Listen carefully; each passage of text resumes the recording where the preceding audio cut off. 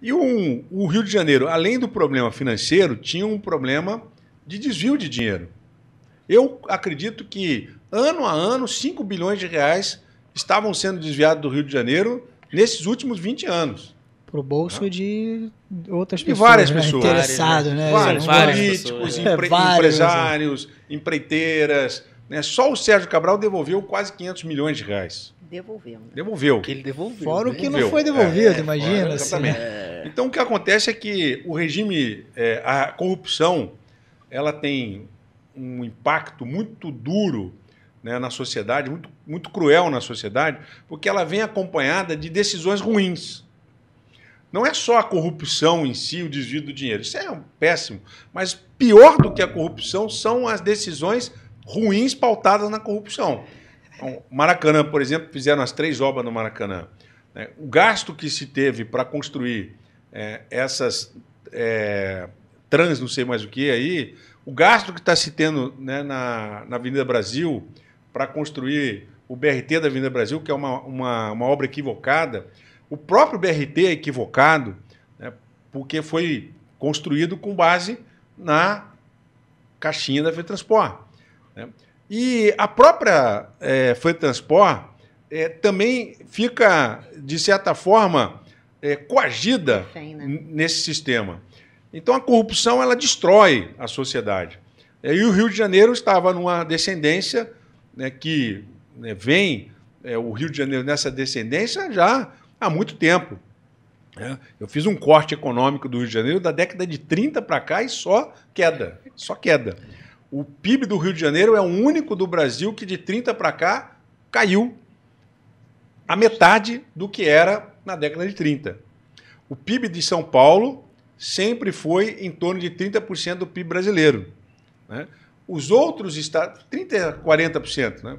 Os outros estados, como Paraná, Minas Gerais, agora Tocantins, Mato Grosso, Goiás, tiveram seus PIBs aumentados por conta do agronegócio. O Nordeste, por incrível que pareça, não perdeu tanto PIB quanto perdeu o Rio de Janeiro.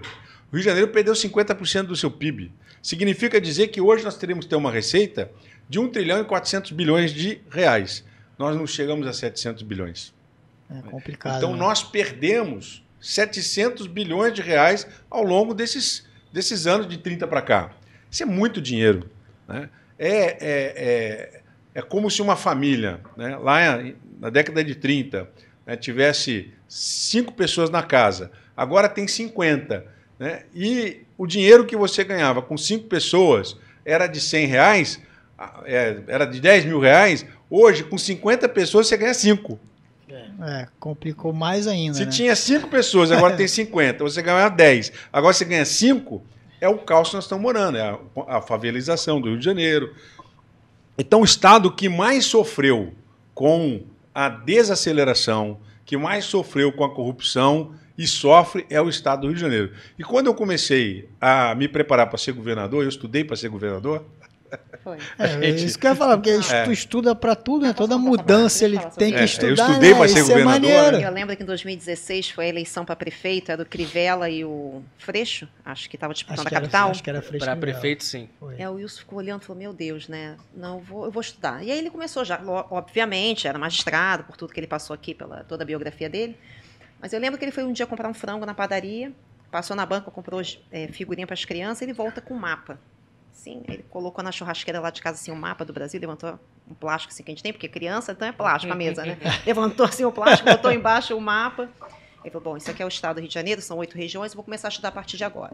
E assim ele faz, todo final de semana ele chamava um amigo, seja médico, engenheiro, economista. Essa era a parte geofísica, não, plano de governo, né? Assim, né? Para você mapear o estado, as demandas, né? Região noroeste, sul-fluminense, o que cada região precisaria de demanda, olhando enfim. todos os setores, né? Primário, secundário, terciário, de cada região, para entender, né, muito a tendência de cada região, as demandas, as necessidades, os últimos, né? Eu comecei de 30 para cá, né? Ver a evolução. E aí todo final de semana ele chamava um amigo, seja de alguma especialidade, e começou a montar o plano de governo dele, para 18. Então, em 2016... E fazendo doutorado em ciência política. Fazendo doutorado na UF, na Universidade Federal Fluminense. Nossa, então, não era... Né, passou, prestou um concurso. Então, assim, ele sempre estudou muito. E quando ele decide ser governador, ser candidato, ele passa a estudar também o Estado como um todo, né? Então, cada município, cada demanda de cada território. E qual então, a vocação de cada município, exatamente, né? A potencialidade, né, local. E principalmente a economia do Estado, né? Eu previ que o Rio de Janeiro chegaria em 2022, com esses ajustes, acima dos 90 bilhões de arrecadação. E a tendência é o Rio de Janeiro melhorar a sua arrecadação. Se nós mantivermos essa política, né, de transparência que eu implementei para evitar o desvio de dinheiro em obras públicas, se nós mantivermos essa Controladoria Geral do Estado, com a autonomia que eu dei à Controladoria Geral do Estado, e mantivermos o ritmo, né, de arrecadação, né, sem permitir que, né, a Secretaria de Fazenda tenha também, né, os fiscais fazendo negócios. Então, mantendo esse rigor... fiscalizar o fiscal, né? Mantendo a distribuição de royalties do petróleo, né, como nós temos... O Rio, nos próximos 10 anos, poderá recuperar uma parte desse PIB. Mas é preciso dar continuidade a algumas das áreas produtivas do Estado para que nós possamos aumentar o nosso PIB, né, nos próximos 10 anos em pelo menos 20%.